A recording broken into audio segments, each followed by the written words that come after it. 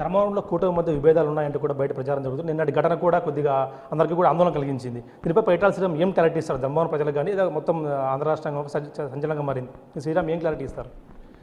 మా దగ్గర ఇక్కడ ఎటువంటి సమస్యలు లేవండి. గతంలో చాలాసార్లు చెప్పాం, ఇప్పుడు చెప్తున్నాం, ఎటువంటి సమస్యలు లేవు. అన్ని రకాలుగాను బాగానే కలిసి మాట్లాడుకుని ఏదైనా సరే ఒక డెసిషన్ మీదనే వెళ్తున్నాము. ఇది చిన్న చిన్నవి జరుగుతా అంటే మామూలే, ఒక నలుగురు ఒక కుటుంబం అన్నాక ఎట్లా జరుగుతాయి ఆ రకంగా చిన్న చిన్న ఇష్యూస్ జరుగుతాయి. దానిని కొంచెం ఎలివేట్ చేసి దానిని బయట చూపించడం వలన ఏదో జరిగిపోతుంది ఇక్కడ అనే ఒక ఫీలింగ్ అనేది కలిగే పరిస్థితి వస్తుంది. కానీ ఇక్కడ ఏమీ లేవు.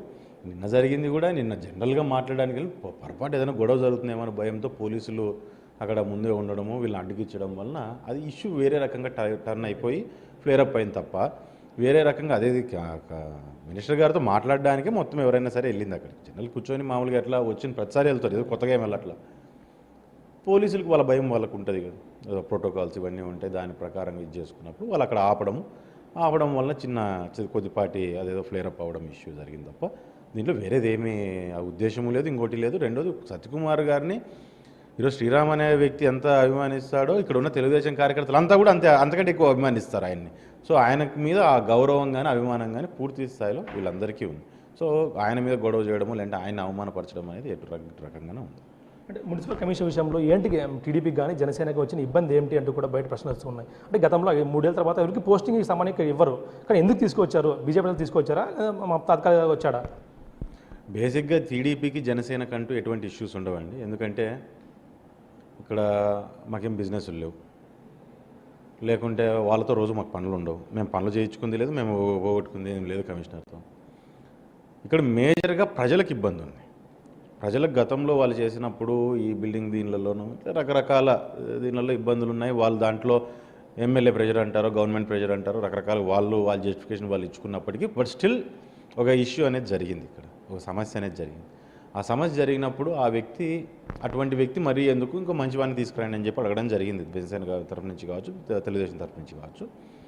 అది జనరల్ ట్రాన్స్ఫర్స్లో బై మిస్టేక్గా అది పడిపోవడం జరిగింది. ఇక్కడ పడ్డం వలన అది అక్కడిక్కడికి పడ్డము, దాన్ని మళ్ళీ వరదలు రావడం వల్ల మొత్తం విజయవాడలో యంత్రాంగం అంతా కూడా హెడ్ క్వార్టర్లో మొత్తం అంతా కూడా దాని మీద కాన్సన్ట్రేట్ చేయడం, దాని నుంచి డిలే అవుతూ వచ్చింది. డిలే అవ్వడం వలన కొంచెం ఇదో రకరకాల మాటలకి అది తావుతీసింది తప్ప వేరే రకంగా ఏం లేదు.